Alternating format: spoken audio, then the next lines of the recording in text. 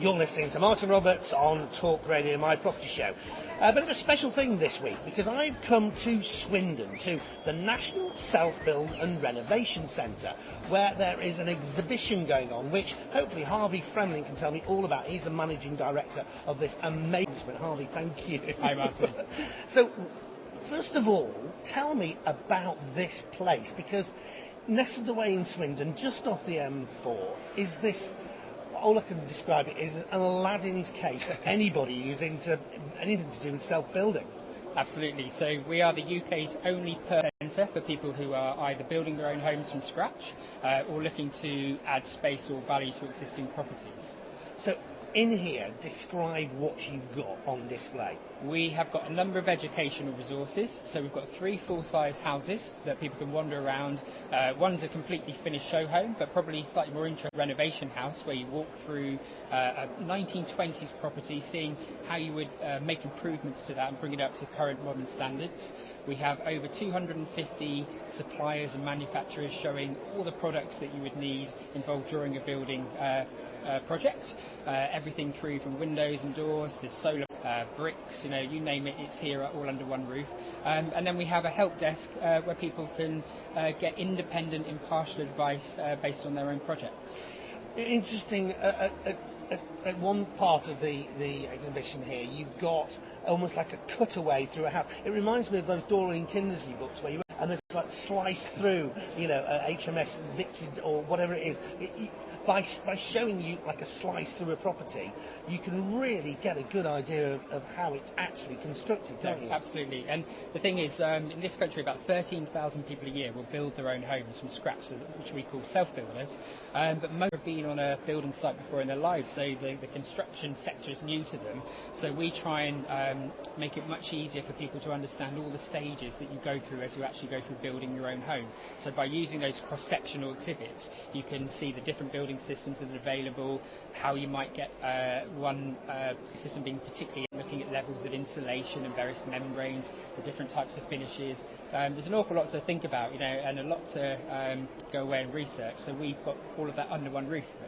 And the other thing I noticed is you do have courses as well. We do, and they're really popular. So again, because most of our visitors have not been in the building trade before, giving them the education and the knowledge that they need, even if they're not going to be laying the blocks and the bricks themselves, so they can talk to their builder, their contractors as they go through the different stages with a degree of confidence and understand the main important questions that they need to be thinking about with the right type of products for their project. And I know you do a 3-day course, which is about 370. Yeah. On a course like that, what could somebody hope to learn? That really, with the 3-day course, that's a pretty comprehensive session. People are quite tired at the end of it, but they really enjoy it. And we use a combination of some experienced previous self-builders and project managers who actually deliver the course. We try to tailor the thing on who's in the room so we can give them unique advice for their own project. But that will cover everything from going through planning, building regs, building control, to the different building systems that are available to build. So we'll be comparing timber frame to brick and block to some of the new modern methods of construction, right the way through to site management and some of the systems that you'd be thinking about. One of the key areas for people at the moment is reducing your energy bills. So we try and preach the message of fabric first, getting the building as well insulated and airtight as possible, because obviously that's the best way of getting the best performance from your home. So that's of course, and that course, and I subsequently came here. Is it realistic that I could genuinely be thinking about building my own home? Yeah, absolutely. As I said, about 13,000 people a year do build their own homes in the UK. That number's gradually increasing, and actually the government are really trying to make life easier for potential self-builders. So there's this new buzzword at the moment, custom build, actually volume self-build sites, and that's where local authorities are being encouraged to free up land for people to actually build their own homes. So it's going to be a huge kind of growth in the self-build market. We all know that there's a housing shortage in the UK, and that's one way of balancing that, and also allowing people to build homes to live and to the standard that they'd like their home to be as well. The exhibition which was on last weekend, yes. We're here now obviously, but this is going out in a week's time, so unfortunately people have missed it, but lots of them. The great thing is that this this facility is here all the time, isn't it? It is, yeah. We're open 6 days a week, Tuesday, and people are very welcome. It's free entry, loads of free parking. We're just off junction 16 of the M4, so it's nice and easy to get to. And we really are here to help people and try and get them started on their projects. But the specific, if you like, exhibition that's on at the moment is so we run the Big Green Home Show every October. Right. Okay. In January, National Self-Build and Renovation Show. So that's our largest show of the year. And in fact, in January we'll be celebrating 10 years of the centre being open. So that will be the biggest show that we've ever done. We'll have lots of live demonstrations, seminars, talks, guided tours of our educational areas. So people can either come Tuesday to Sunday all through the year. Come to that show. That's at the end of January 2017. Great, and they can find that out from your website, which is allthews.nsbrc.co.uk. nsbrc.co.uk. So this exhibition that I'm at now, then, what is the main focus here? So this is all about building energy efficient, well-designed homes. So it's looking at reducing your energy consumption to begin with, making the fabric of your building as well insulated as possible, and it's really just people will be driven by a number of factors. It may be that they're genuinely conscious about the planet and looking after our environment. Fantastic. It may be that they just want to get those fuel bills down, because we all know that they're going up year on year. So we're here really to explain some of the products, some of the latest technologies that are available to help people make their home, as I say, as efficient and healthy as possible. So, to those uninitiated, you could just about stick some cavity wall in your walls. Is there more than that? Has the world of energy efficiency moved on? Or have there been new developments and things? Yeah, it really has. I mean, as I say, insulation is still absolutely key, really. And if you haven't got insulation right in your home, you forget all the kind of sexy renewable technologies, the heat pumps and the solar. Your heat and your energy is still going to be evaporating from the building. So get the fabric right. But no, I mean, the world of heating systems has evolved hugely. I mean, I've been here at the Centre for 9 years myself, and the changes in technology and systems available, and also the pricing as well, which has really come down as people are actually asking more and more green, eco-friendly products. Things like triple glazed windows that only a few years ago were almost a niche product, so quite unheard of. Now, most of the companies that we have in here will have a range of triple glazed products. And that just improves heat efficiency. Yeah. And then things like air source. Yeah. What's that all about? So that is just making use of natural resources, really. I mean, similar to solar panels. So it's with an air source heat pump, you're taking the air from outside. There's some science, which you need to speak to someone qualified who you'll find here at the centre, but it's definitely not me, behind that then converts that into warm. It's also about filtering the air as well, so it's much cleaner air as well. In fact, myself and a colleague went to a passive house just a few months ago, and I suffer from hay fever, and at the time it was the end of the summer, and in London, streaming nose, itchy eyes, walked into this passive house that had an air source heat pump and also a heat recovery ventilation, and you can just feel the difference almost instantly. Wow. So it's not just energy saving, but it really is creating a more comfortable environment for you and your family to live in as well. Lots of different ways that you can actually physically build. Yeah, there are. And the interesting thing is that as a self-builder coming into the centre, you've heard of ICF and SIP systems, and which I certainly hadn't before I started working here. I mean, I probably heard of timber frame and brick and block, and that was about it. But we have some educational exhibits that show 9 or 10 different building systems that are available, and they've all got their own advantages, really. Some people traditional looking home, but that doesn't necessarily mean that it needs to be built with traditional construction materials. So we have some prefabricated systems that are basically factory built, delivered on the back of a lorry on site, and you can get a 2-storey house up in a week, which is amazing. There's obviously a cost to the system is built off site, but you've got your almost guaranteed quality levels, your insulation levels are right. So yeah, there's a huge number of choices, and again, it depends on the design of the home. It also depends where you live and what you can build within your locality as well, because obviously there's building regulations that vary from region to region. So you need to be absolutely certain that you want building can be built. And you also need to think about financing the project as well. For some people they have the funds readily available, but for most people they need to look at a specialist self-build mortgage product, which again we can talk about here at the centre. And some lenders will only lend on certain systems, so you just need to make sure that you can get the finance in place and that you're able to build that system in your region. What's the big draw to self-build?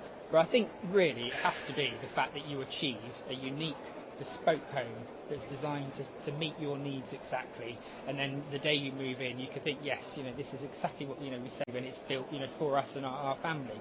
But also there can be some financial incentives to self-building as well. There's still, if you get the design right and you stay on budget, there's a chance really that the day you move into your home you can almost have instant equity in the building, which means that the value of the home is worth more than the plot of land and the money you've spent to construct.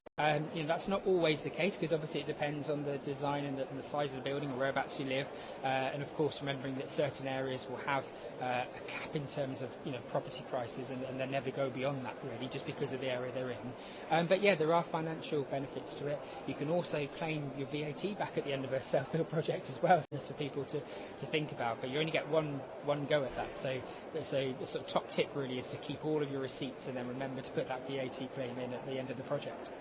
And are there other incentives other than getting VAT back that are being introduced? I understand the government are quite pro self-build. They are. They're really pro, because it's a way of leaving more houses being built in this country. I mean, we mentioned earlier that there is a housing shortage in the UK. Everyone's aware of that. Self-build isn't the whole answer, but it's certainly part of it.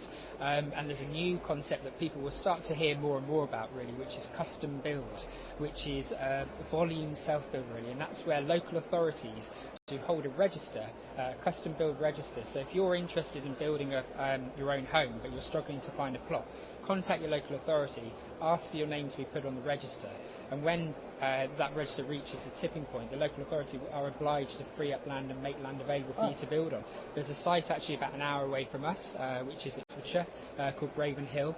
That's the UK's largest custom build site. It's 1,900 homes, and that's actually being built on ex-MOD land.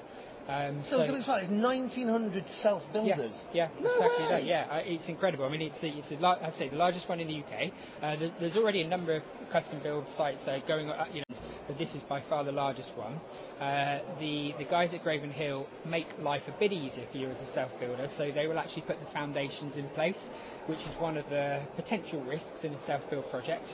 But you've still got quite a say in terms of how the house is designed and looked.